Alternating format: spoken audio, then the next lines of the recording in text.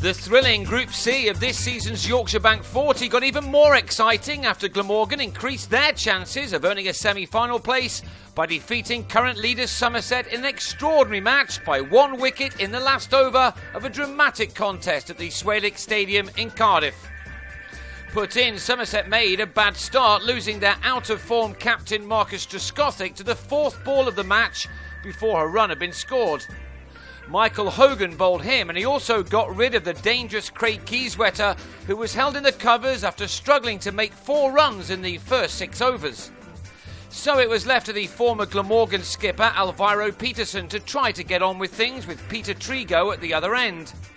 They took the total to 50, but then lost Peterson in the 14th over as he was bowled through the gate by Simon Jones for 10. Somerset normally rely on a rapid start from their top order, but the only man who was able to cope with the conditions against the new ball was Trigo. He maintained his excellent form in this competition. He's currently the leading run getter this year by scoring 42 of the first 64 runs on the board. But he then gave it away, driving Dean Koska out to Hogan at long off to put the home side well on top. Somerset, though, have not earned their reputation as one of the best one-day sides around for no reason, and the loss of 4 wickets gave Joss Butler the chance to shine. Having mostly pushed for 1s and 2s for 15 overs, he and Nick Compton really started to press on from the 33rd over when the boundaries began to come thick and fast as the rather sluggish run rate started to climb impressively. Butler had kept his own innings ticking over until he went into overdrive, as only he can. Hogan's first 5 overs had included 3 maidens, and he'd taken 2 for 7 from them, only to be brought back on to be treated with disdain by Butler. He passed a 50 off just 39 balls and then added a 6 in an over from Hogan, which cost 16. However, it also included the wicket of Compton for a 75-ball 50, and crucially, Butler followed in the next over, LBW to a Jones Yorker after making 67 from 45 balls. He departed with his side on 188 for 6 with 4 overs to go, and Adam Dibble and Craig Macheda then took the total beyond 200. Both were out before the end as Hogan ended with figures of 4 for 34, which helped reduce Somerset to a below par 222 for 8 from their allotted 40 overs. So they now needed to start well with the ball, and Steve Kirby did just that by trapping Gareth Rees in front with his 3rd delivery. The pitch was clearly a good one to bowl on, with the seamer getting plenty of assistance if he put the ball in the right area. Yet, in spite of that, Chris Cook and Mark Wallace appeared to be soon hitting their side into an unassailable position. The two of them found the boundary just when it was needed to immediately put their side well ahead of the required rate in a game they really needed to win, knowing that if they did so, they would also be putting a serious dent into their opponent's semi-final aspirations. Not everything was being struck off the meat of the bats, but when Wallace did connect well, he sent the ball flying into the distance, as these strokes off Dibble and James Overton will testify. Wallace, who passed a 50 off only 33 balls, was taking his side home.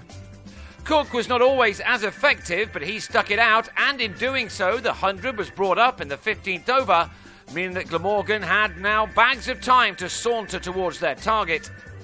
Indeed, these two posted a superb partnership of 119 in only 17 overs, but then Wallace, on a brilliant 57-ball 70, edged Macheda behind. Just past the halfway stage, and with a total on 130, Cook was also out, Kirby with a beauty which crashed into his stumps.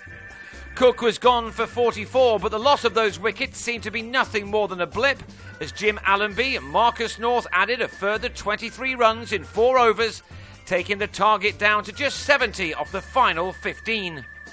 Even when Allenby mistimed a pull off Overton to Dibble on 18, the game was still there to be won for the Welshman.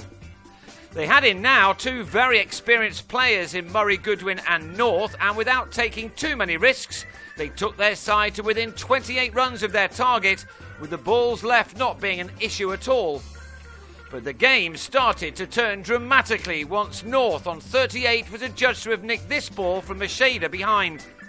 Somerset's tails were up in the next over when Kirby had new man Ben Wright also taken behind by Keyswetter.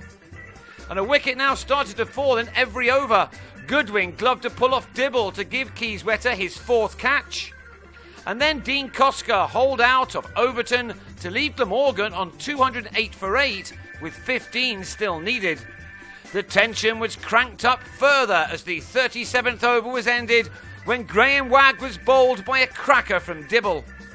From nowhere, Glamorgan had lost 5 wickets for 20 runs in 5 overs, and it was now left to the last pair of Hogan and Jones to try to get their side over the line. After that boundary, 4 were wanted off the last 2 overs and just 1 off the last one, and to the 3rd ball, Jones drove Macheda over cover to supply the winning hit and to start the celebrations, the release of pressure being felt by everyone. With just 3 balls to go, Jones and Hogan had got the runs they needed, just. It was a massive result as there are now only 3 points separating the top 5 teams in this group, with a number to play each other yet. Somerset are still 2 points clear, but all the sides beneath them have games in hand, with Glamorgan, who are now up to 2nd, Gloucestershire and Leicestershire all having 2 more games to play than the leaders.